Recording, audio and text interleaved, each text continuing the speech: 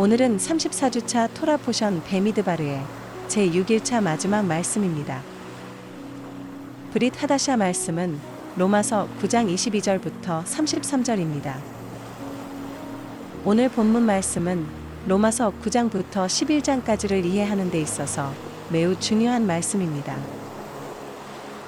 본문에서 바울은 하나님의 약속이 실패하지 않았음을 밝힙니다. 하나님께서 이스라엘 가운데 남은 자를 보존하시고 이방인까지 긍휼로 부르시며 예수와 하마시아흐를 믿는 믿음 안에서 자기 백성을 세우신다는 사실을 선포합니다.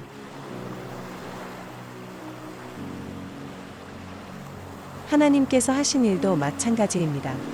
하나님께서 진노하심을 보이시고 권능을 알리시기를 원하시면서도 멸망받게 되어 있는 진노의 대상들에 대하여 꾸준히 참으시면서 너그럽게 대해 주시고 영광을 받도록 예비하신 자비의 대상들에 대하여 자기의 풍성하신 영광을 알리시고자 하셨더라도 어떻다는 말입니까? 하나님께서는 우리를 부르시되 유대 사람 가운데서만이 아니라 이방 사람 가운데서도 부르셨습니다. 그것은 하나님이 호세아의 글 속에서 하신 말씀과 같습니다. 나는 내 백성이 아닌 사람을 내 백성이라고 하겠다. 내가 사랑하지 않던 백성을 사랑하는 백성이라고 하겠다. 너희는 내 백성이 아니다 하고 말씀하신 그곳에서 그들은 살아계신 하나님의 자녀라고 일컬음을 받을 것이다. 그리고 또 이사야는 이스라엘을 두고 이렇게 외쳤습니다. 이스라엘 자손의 수가 바다의 모래와 같이 많을지라도 남은 사람만이 구원을 얻을 것이다. 주님께서는 그 말씀하신 것을 온전히 그리고 조속히 온 땅에서 이루실 것이다.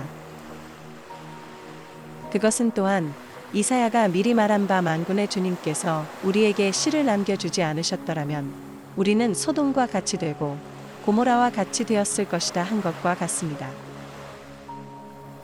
그러면 우리가 무엇이라고 말해야 하겠습니까? 의를 추구하지 않은 이방 사람들이 의를 얻었습니다. 그것은 믿음에서 난 의입니다. 그런데 이스라엘은 의의 율법을 추구하였지만 그 율법에 이르지 못하였습니다. 어찌하여 그렇게 되었습니까? 그들은 믿음에 근거하여 의에 이르려고 한 것이 아니라 행위에 근거하여 의에 이르려고 했기 때문입니다. 그들은 걸림돌에 걸려 넘어진 것입니다. 그것은 성경에 기록한 바와 같습니다. 보아라, 내가 시온에 부딪히는 돌과 걸려 넘어지게 하는 바위를 둔다. 그러나 그를 믿는 사람은 부끄러움을 당하지 않을 것이다.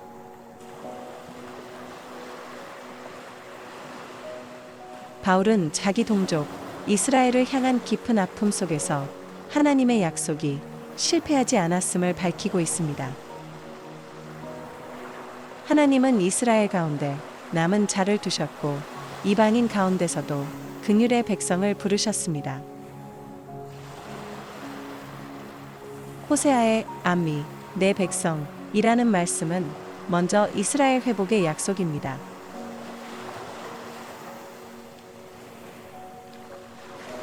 바울은 그 약속이 예수와 하마시아흐 안에서 이방인에게까지 확장되었음을 밝힌 것입니다. 하나님은 이스라엘을 포기하지 않으셨고 이방인을 긍휼로 부르셨으며 예수와 하마시아흐를 믿는 믿음 안에서 자기 백성을 세우셨습니다. 그러므로 우리는 이 말씀 앞에서 자랑할 수 없습니다.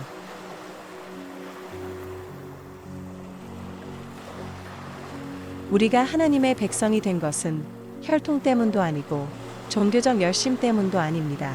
오직 하나님의 긍휼 때문입니다.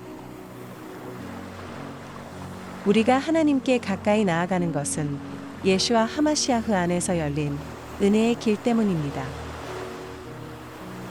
한 문장으로 표현하면 이렇습니다. 하나님은 광야에서 자기 백성을 세우시고 무너진 자를 다시 내 백성이라 부르시며 예수와 하마시아흐 안에서 유대인과 이방인을 긍휼로 불러 믿음의 백성으로 세우셨습니다. 아멘.